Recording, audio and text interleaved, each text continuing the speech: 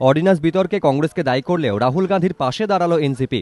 দাগি জনপ্রতিনিধিদের রক্ষা করতে মনমোহন সিংহের মন্ত্রিসভার ছাড়পত্র পাওয়া অর্ডিন্যান্সকে কাণ্ডজ্ঞানহীন আখ্যা দিয়ে ছিঁড়ে ফেলার ডাক দিয়েছেন কংগ্রেসের সহ সভাপতি রাহুল গান্ধী।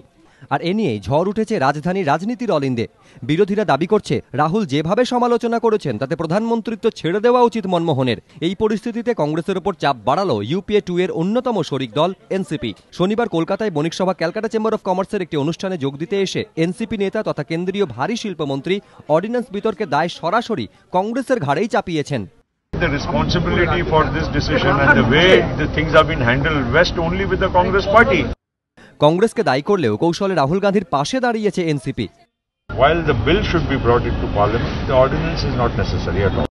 রাজনৈতিক মহলে জল্পনা তৈরি হয়েছে, প্রধানমন্ত্রী দেশে ফেরার পর কি অর্ডিন্যান্স প্রত্যাহার করে নেওয়া হবে? একবার পাশ করানোর পর মন্ত্রিসভা সেই অর্ডিন্যান্সকে ফের প্রত্যাহার করলে সেটা যে অস্বস্তিকর হবে তাই দিন স্বীকার করে নিয়েছেন প্রফুল্ল Patel. For cabinet to take a decision and to go back on its decision is certainly something not a very happy situation.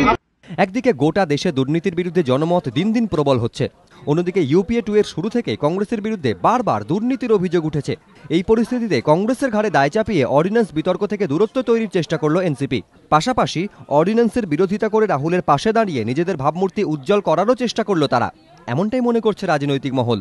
Dhrubajyoti Pramanik, ABP Ananda, Kolkata.